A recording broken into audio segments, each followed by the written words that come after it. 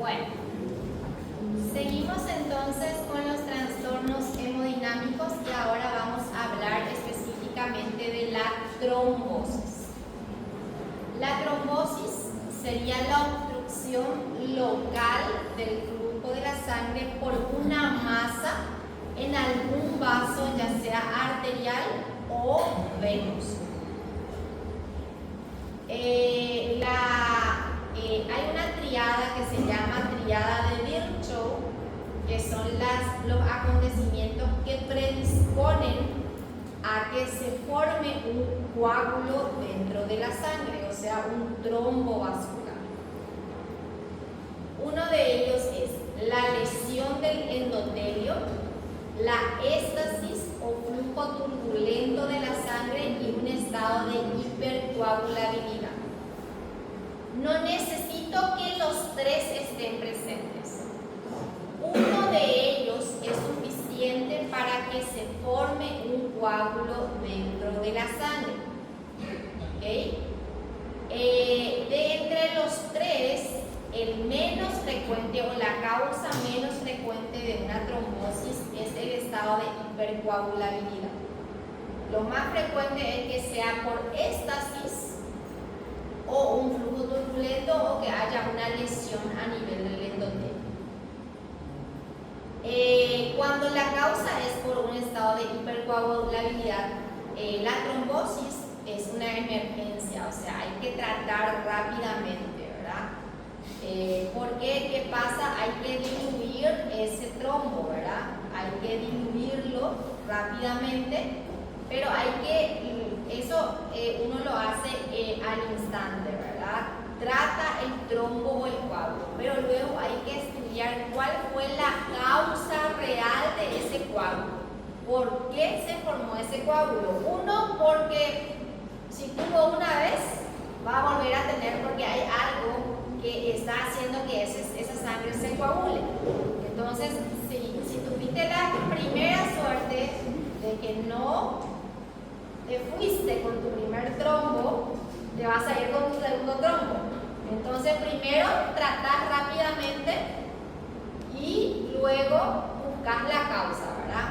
Entre los estados de hipercoagulabilidad que pueden generar que tu sangre sea más hipercoagulable, cáncer podría ser un motivo, pacientes que reciben quimioterapia, terapia hormonal, el embarazo, personas de edad avanzada, enfermedades oncológicas, renales, obesidad, antecedente de trombosis venosa profunda.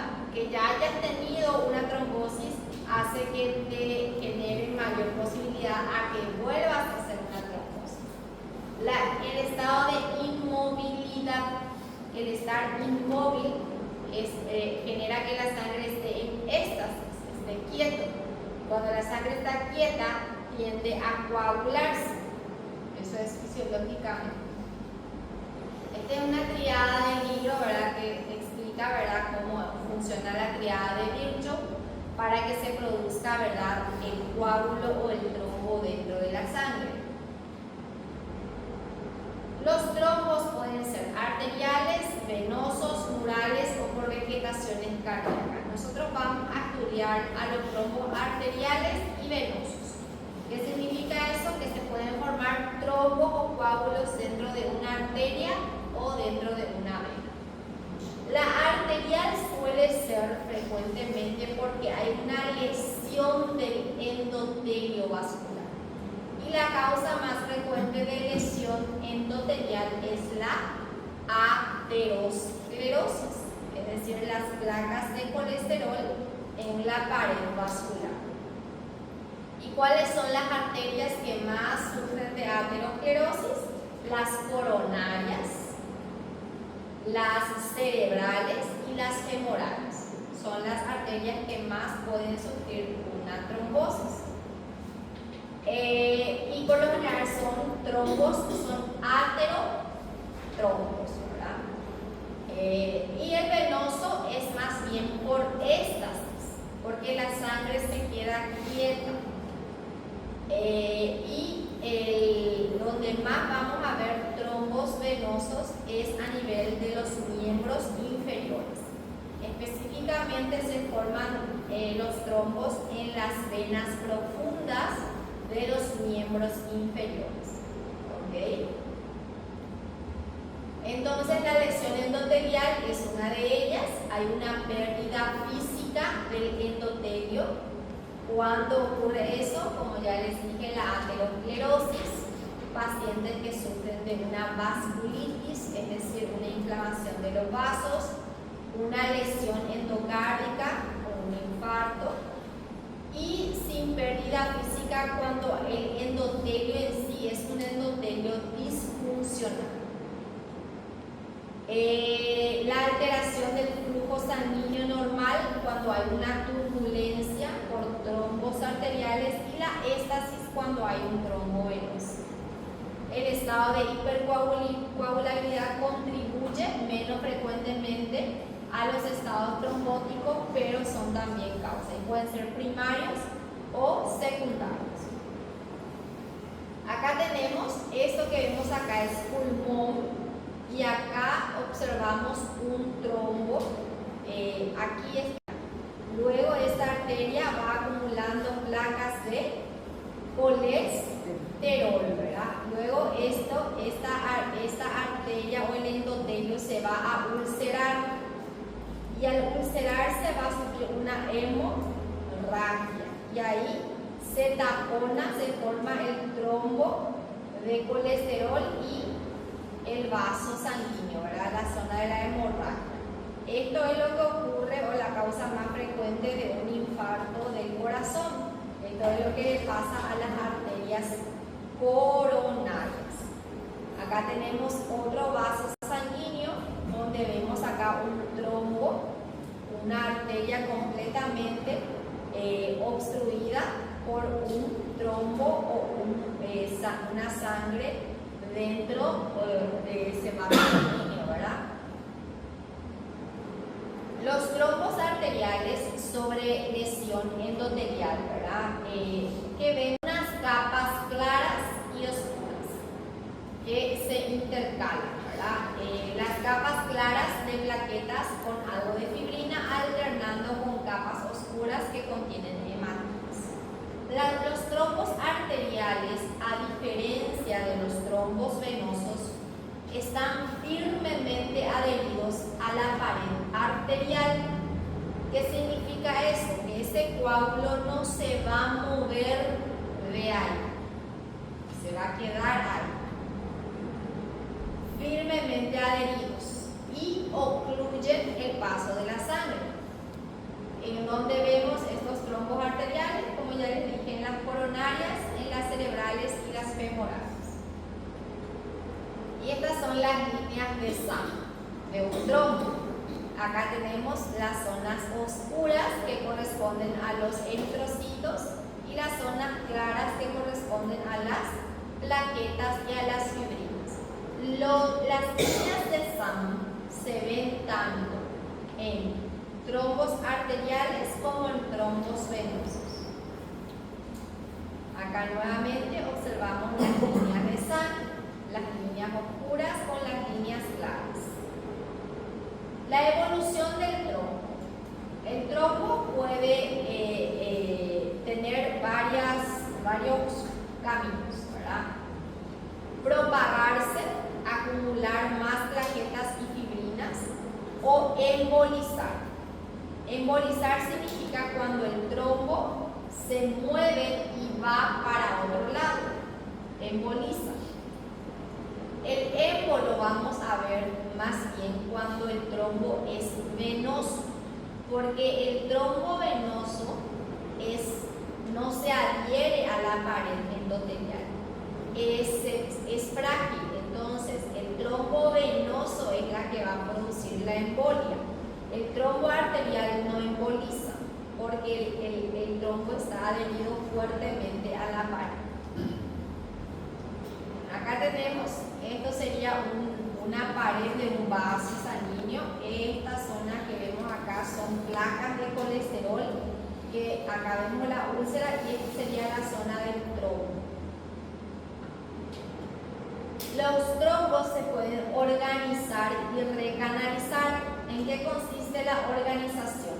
donde van a crecer células endoteliales, musculares lisas y fibroblastos dentro del mismo trombo y se recanaliza, se forman nuevos vasos dentro del trombo y eso hace que permita otra vez el paso de la sangre, ¿verdad?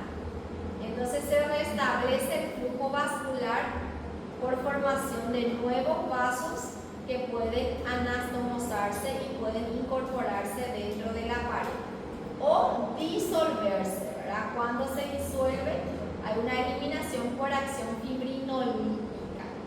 Nosotros lo que hacemos justamente cuando un paciente tiene un infarto, ¿verdad?, del corazón, ¿qué es lo que le pasó? A la coronaria acá. Hubo acá un trombo, ¿verdad? Entonces, ¿qué es lo que yo le doy al paciente? Un fibrinolítico, algo que destruya ese trombo, que diluya ese trombo, tanto para el trombo como para el colesterol. Se le da un shock de medicamentos al paciente que está sufriendo de un infarto para poder diluir ese trombo y que se destruya el trombo y la sangre vuelva a pasar por ahí. Bueno, acá tenemos de qué tipo de trombo se trata y cuál es la causa más frecuente. Esto es un trombo arterial. ¿Y acá cuál es la causa? ¿Qué les parece la causa de este trombo? Es un trombo arterial. ¿Qué tiene la pared de patólogo? Está firmemente aderido. Está adherido na parede. El trombo arterial está luego adherido a la pared. Ateroma. Aterosclerosis. Esta es una arteria con aterosclerosis. Todo esto son placas de colesterol. Bueno, luego tenemos los trombos venosos. Ocurren en lugares con éstasis. ¿En quiénes vamos a ver esto? Pacientes encamados por mucho tiempo. Pacientes que han hecho viajes por muchas horas y no se movilizaron. Pacientes que sufren una cirugía y ustedes como cirujanos, cuando le van a operar a un paciente por profilaxis, le tienen que dar una heparina de bajo peso molecular, justamente para evitar la tromboembolia pulmonar. Porque ¿qué es lo que pasa? El paciente va a estar encamado mucho tiempo, no se va a movilizar, entonces va a haber una éstasis de sangre. Y al haber una éstasis de sangre, o sea, la sangre se queda quieta, se va a formar coágulos dentro del sistema venoso, especialmente dentro de las venas profundas. El problema no es el trombo. El problema es que ese trombo es inestable, no está adherido a la pared. Entonces, ¿qué hace? Se desprende y emboliza y se va al pulmón y ahí te mata. Y no tuviste la suerte de que tu cirujano no te puso tu heparina de bajo peso molecular, se olvidó y hiciste una tromboembolia pulmonar. También en personas que sufren también de varices, porque las varices son dilataciones de las venas y hace que la sangre corra de forma tortuosa. En vez de ir así, hace este recorrido y eso predispone también a la formación de coágulos.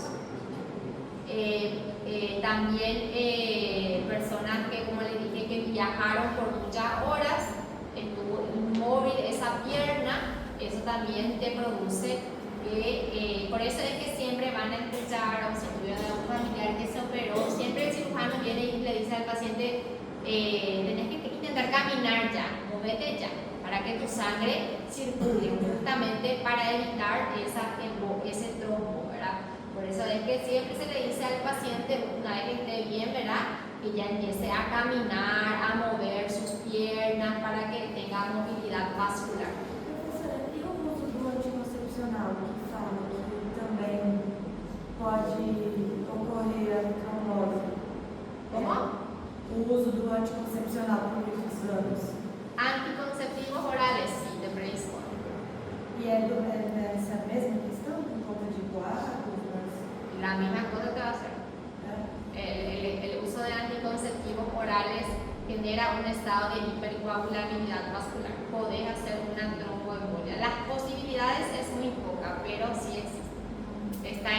las causas. Professora, os trombos venosos têm alguma alteração por causa de diabetes ou não? ¿Cómo? A pessoa diabética tem alguma alteração em trombo venoso ou não? Sí, te puedo hacer porque ellos tienen una alteración del endotelio vascular. Son muchos factores, son muchas, por eso yo les dije, estos son trastornos hemodinámicos. La causa o las patologías son diversas, ¿me entienden? O sea, la causa del trombo puede ser múltiple. Muchísimas son las causas de un trombo.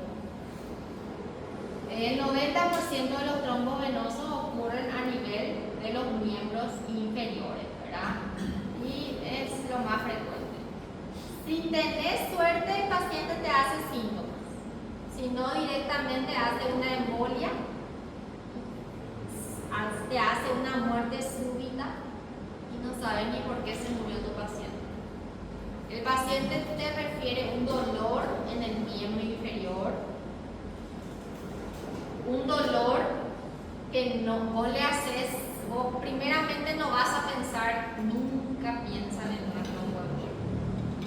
Piensan siempre en una erisipela, en una inflamación, ¿verdad? Porque está aumentado de tamaño el miembro, se ve rojizo, entonces vos pensás que es un proceso inflamatorio, ¿verdad?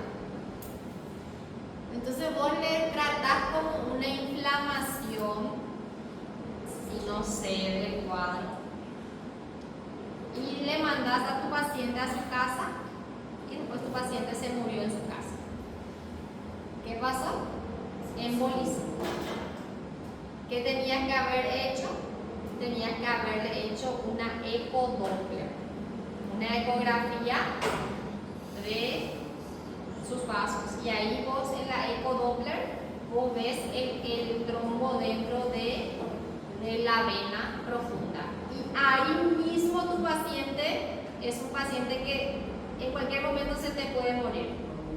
Entonces ahí mismo reposo absoluto.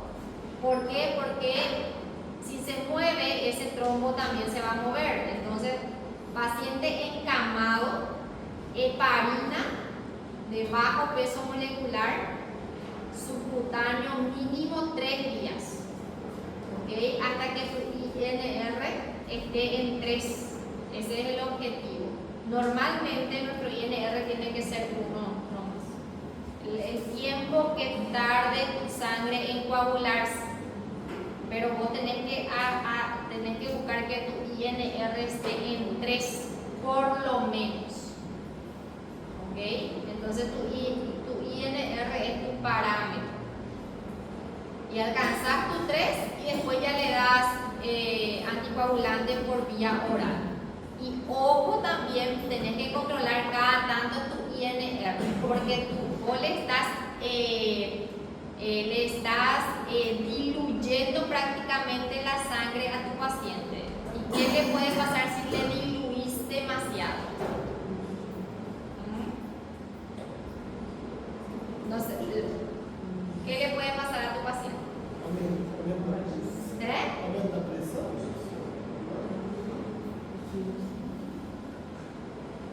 Si pierde completamente la capacidad de formar coágulos y es una sangre diluida, ¿qué le va a pasar? Hemorragia. O sea, si vos le das una sobredosis de anticoagulante, tu paciente te va a hacer una hemorragia. Por eso vos siempre tenés un paciente que está anticoagulado, vos tenés que controlar todo el tiempo, cada 15, cada 20 días su INR. Y le vas bajando o le vas subiendo la dosis, porque si pasas tu INR por 3, tu paciente se te va a morir desangrado también. Es súper delicado. Pero ojo, esa es la trombosis. Acá hay que estudiar cuál fue la causa de la trombosis. A veces no tiene causa, a veces le estudias todo a tu paciente y no encontrás la causa, ¿verdad? Pero después de tratar lo más importante, tenés que buscar un PET scan, luego tenés que hacer una tomografía de pies a cabeza para ver si hay algo, marcadores tumorales, todo, tenés que buscar cuál fue la causa de tu trombosis. Bueno, Trombos sobre válvulas cardíacas también en zonas infartadas se pueden formar, pero esto es más bien clínico. Acá tenemos un coágulo post-mortem, una sangre coagulada de aspecto gelatinoso, eso hizo una hemorragia. Y la embolia, ¿verdad? El émbolo es una masa intravascular que se desprende, puede ser sólido, líquido o gaseoso. Y acá no sé si ustedes escucharon lo que pasó el año pasado, no sé si llegó el chisme acá, es algo que pasó en Asunción, que lo cuento para que se vuelva interesante la clase nada más. Es una pareja de jóvenes en donde la chica se queda embarazada y el tipo le dice que aborte y la chica no quiere abortar, entonces el tipo usa métodos para matarle a la chica, ¿verdad? Y interactúa con alguien que sabe algo de medicina, por lo visto, o sabía algo de medicina, y le dice que puede meterle aire en la vena, hacerle una embolia gaseosa. ¿No escucharon ese caso? Salió en la tele y todo. ¿Escucharon? Bueno, entonces yo recuerdo que todos mis alumnos preguntan, ¿y cuánto vendrán? Bueno, y sí, uno puede hacer una embolia de aire y es muy fácil de hacer. O sea, con una jeringa aspirás aire, pones en una vena y metes y ya tenés aire en tu sistema venoso. Y eso te va a causar una embolia gaseosa en el pulmón y te va a matar. Y yo tipo, desde que supe eso, yo por suerte no toco los pacientes, ¿verdad? Pero cuando hay que tener cuidado, cuando vas a hacer una vía venosa, cuando vas a meter, cuando vas a poner inyectables, jeringas, ustedes siempre van a ver que el enfermero hace un golpecito para que salga toda la burbuja de aire, ¿verdad? Siempre hace eso, para que salga todo el aire, porque yo no tengo que meter aire ahí. Obviamente hay una cantidad mínima necesaria para eso, ¿verdad? Creo que es ciencia seria, voy a decir enseguida. La mayoría de los émbolos son trombo desprendidos, o sea, es una tromboembolia.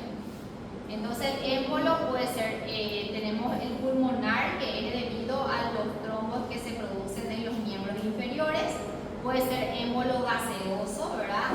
Embolia grasa, cuando por ejemplo cuando se me rompe un hueso, dentro del hueso que hay médula ósea, que tiene la médula ósea grasa, eso también puedo embolizar. Líquido amniótico también puede embolizar. Nunca escucharon, la mujer parió recién, todo estuvo bien, se levantó de la cama para ir a su casa y muere. Hizo una embolia de líquido amniótico, embolia de médula ósea o un émbolo tumoral también. Émbolos infrecuentes, gotículas de grasa, burbuja de aire, nitrógeno, restos de aterosclerosis, fragmentos de tumor, líquido óseo o líquido amniótico. Esos son émbolos infrecuentes, pero pueden pasar. Se desplazan por la sangre hasta llegar a un vaso demasiado pequeño como para permitir su avance y causa una oclusión parcial o completa, ¿verdad? Y se puede alojar en cualquier punto del árbol, pero más bien quedan en el pulmón. Se organizan en trombos venosos profundos o se originan del trombo venoso profundo. Son la forma más frecuente de enfermedad tromboembólica, formados en venas sistémicas y que atraviesan el corazón.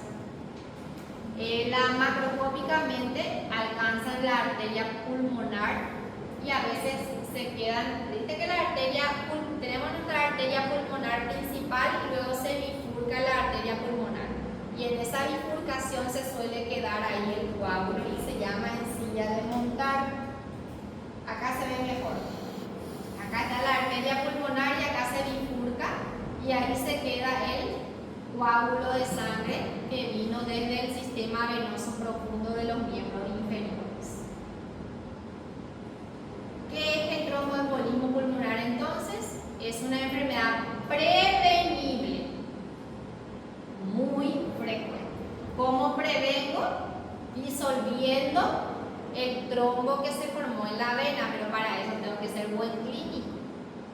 que pensar. Émbolos formados en las venas profundas de las piernas por trombosis, a nivel de la pantorrilla, popliteas femorales e ilíacas. Diagnóstico difícil, porque los signos y síntomas son inespecíficos. No me hacen pensar, vos tenés una tromboembolia pulmonar, porque parece una inflamación, da rojo, le duele. Entonces siempre vas a pensar que es un proceso infeccioso. Ahora ustedes están dando, ¿verdad? Ahora ustedes van a pensar, pero cuando pase el tiempo no van a pensar rápidamente en una tromboembolia.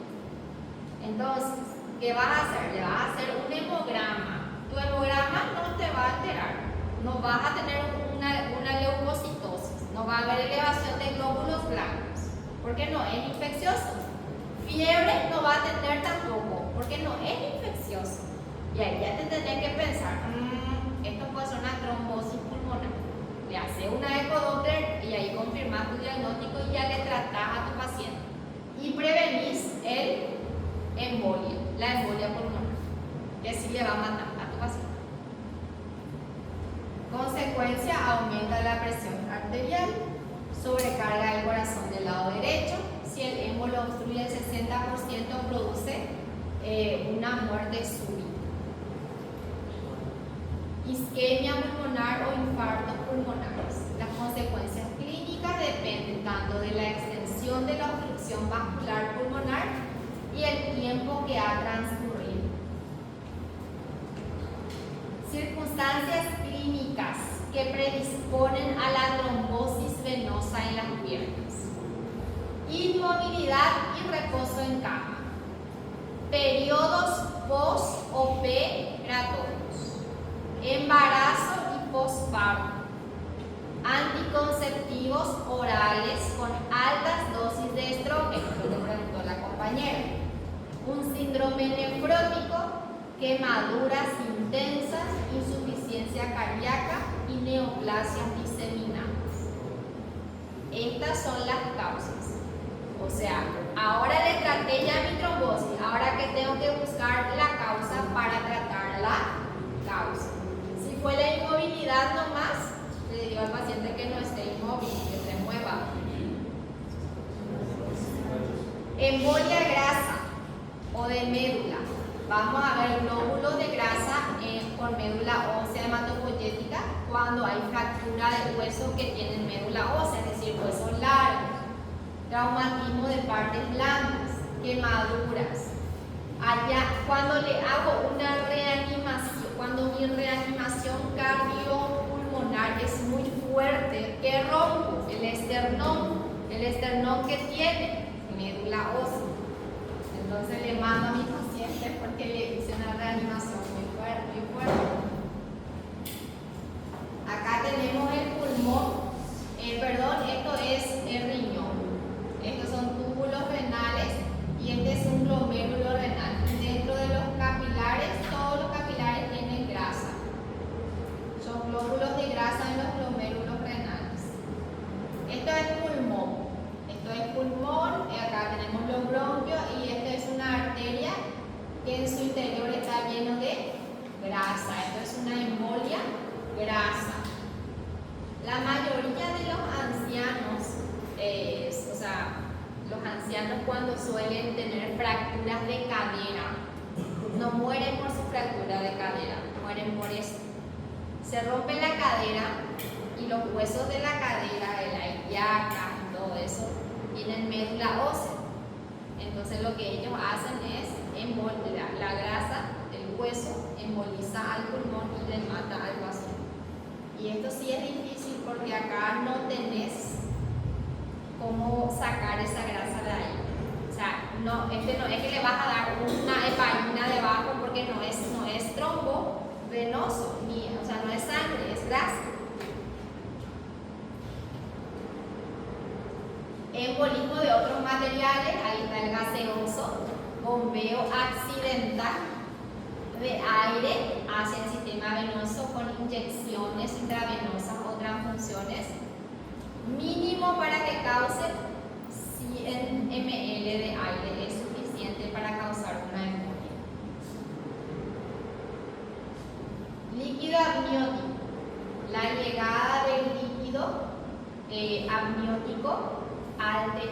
partes del tejido fetal circundante materna a través de un desgarro de las membranas placentarias o rotura de las venas uterinas. También una coagulación intravascular diseminada, 10% de muertes maternas y 85% de trastornos neurológicos si es que la madre queda viva. ¿Saben quiénes sufren esto? También los que abortan, las que abortan. Por aborto provocado, ¿verdad? Porque uno lo que hace es un ameu, o sea, mete, ¿verdad?, un material y hace un desgarro para sacar el contenido, y eso hace que se desgarre la placenta y luego el líquido amniótico emboliza el pulmón y es una complicación del aborto también. Professora, esse daí no caso da mãe poderia acontecer por uma queda dela, por exemplo? Como? Esse desgarro aí poderia acontecer por uma queda da mãe, da grávida? Caída, si por si acaso se cae, ¿le puede suceder eso? Acá tenemos los espacios alveolares y estos son escamas fetales. Espacios alveolares llenos de escamas fetales. Acá tenemos espacios alveolares nuevamente con escamas fetales. O restos del feto. Luego tenemos el infarto. Esto ustedes ya le conocen. Este es para clasificar nomás en blanco y rojo. El infarto es la necrosis coagulativa o isquémica, ¿verdad? Es un área de necrosis isquémica causada por la oclusión del vaso arterial o un drenaje venoso. En la mayoría de los infartos existe una trombosis o una embolia arterial.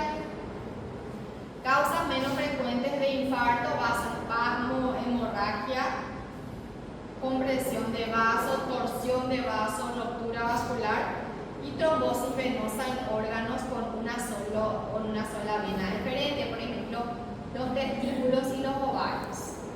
Se clasifican según su color en rojo, blanco, ¿verdad? Séptico, estéril también. Los infartos rojos se producen por oclusiones venosas, como por ejemplo una torsión del testículo, en tejidos laxos y esponjosos, por ejemplo cuando hay doble circulación, intestino delgado y el pulmón. El tipo de infarto que sufren también es rojo. Entonces acá vemos un infarto rojo de intestino delgado, lo mismo. Esto es un infarto rojo de intestino delgado, esto es un infarto rojo en el pulmón. Acá tenemos nuevamente un infarto pulmonar de color rojo, lo mismo, la forma de cuña del infarto pulmonar. Este es un infarto del testículo, probablemente hizo una torsión del eje vascular, se torció sobre su eje y hizo que infarte todo el testículo. Histológicamente, los túbulos, los fantasmas de túbulos seminíferos, ¿verdad? Recuerdan que les dije que la necrosis coagulativa mantiene la histoarquitectura, ¿verdad? Blanco en órganos con circulación arterial terminal. ¿Cuáles tienen infarto blanco? El corazón, el bazo y el riñón. Van a sufrir un infarto blanco. Acá tenemos, esto es riñón, y esta zona que ven blanquecina es la zona del riñón que ha sufrido el infarto. Acá nuevamente, esta es la zona blanquecina, es la zona del riñón que ha sufrido un infarto. Y este es un corazón, ¿verdad? Este es un ventrículo, este es el ventrículo izquierdo, el derecho. Aparte de tener un infarto, este ventrículo, ¿qué también tiene? Hipertrofia del ventrículo izquierdo. ¿Ven? Está hipertrofiado el ventrículo, y aparte de eso, esta es la zona del infarto, un infarto blanco. Cuando el infarto es reciente, a veces es sutil el cambio. Esto que les